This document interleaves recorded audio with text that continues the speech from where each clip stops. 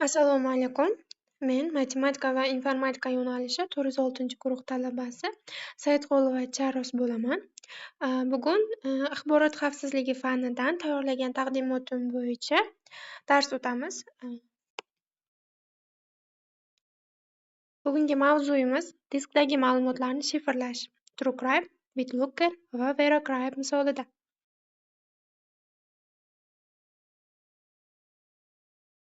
Avvalo, shifrlash nima ekanligini ko'rib o'tamiz. Shifrlash bu ma'lumotlarni maxfiy ko'rinishga keltirish jarayoni hisoblanadi. Shuningdek, ma'lumotlar faqat maxsus kalit, ya'ni parollar orqali ochiladi va axborotni ruxsatsiz kirishdan himoya qiladi.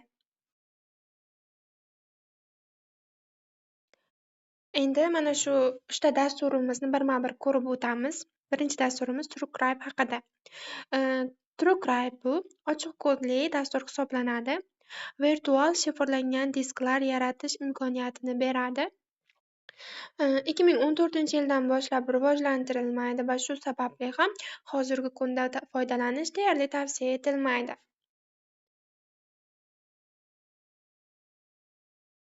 Disklarni shifrlash. Birinchi navbatda, qurilma yo'qolgan yoki o'g'irlangan holatda ma'lumotni saqlab qoladi. Ikkinchidan esa tizim darajasida xavfsizlikni ta'minlaydi va uchinchida qattiq disk yoki flash xotiradagi barcha ma'lumotlarni himoya qila oladi.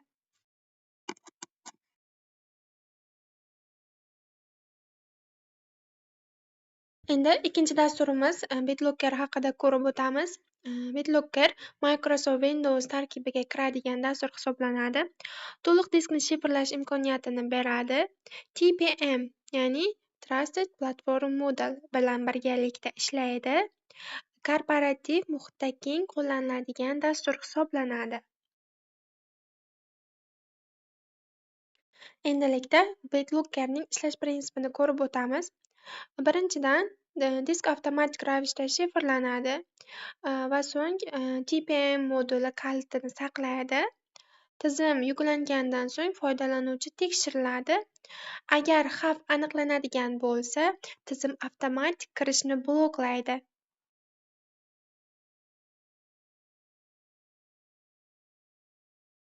Endi so'nggi 3-chi VeraCrypt dasturimizni ko'rib o'tamiz. VeraCrypt TrueCrypt asosida yaratilgan.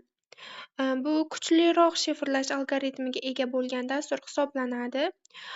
Bu dastur doimiy yangilanib boradi. Bepul va ochiq kodli dastur hisoblanadi.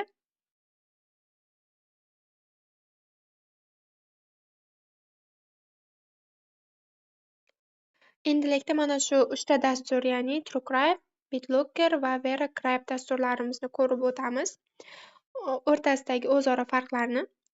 Birinchi, TrueCrypt bu eskirgan va qo'llab-quvvatlanilmaydigan dastur. Dastlab aytdik, TrueCrypt 2014-yildan boshlab rivojlantirilmaydi deb va shuning uchun ham eskirgan dastur hisoblanadi. Bugungi kunda deyarli foydalanish tavsiya etilmaydigan dastur hisoblanadi. BitLocker esa qulay, ammo faqat Windows tizimlaridagina ishlaydi. VeraCrypt esa bugungi kunda eng xavfsiz, bepul va universal dasturlardan biri hisoblanadi.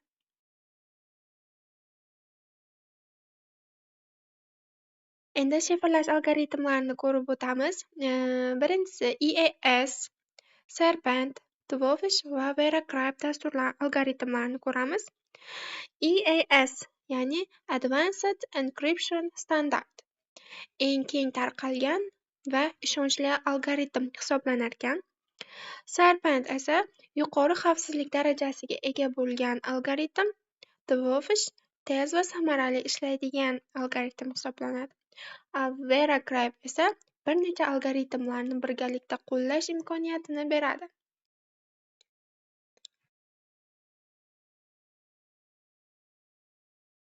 Endi mana shu 3 ta yuqorida ko'rib o'tgan dasturlarimizni orasidagi o'zgi afzalliklari va kamchiliklarini ko'rib o'tamiz. Birinchi navbatda afzalliklarni ko'rsak, birinchidan ma'lumotni ishonchli himoya qiladi.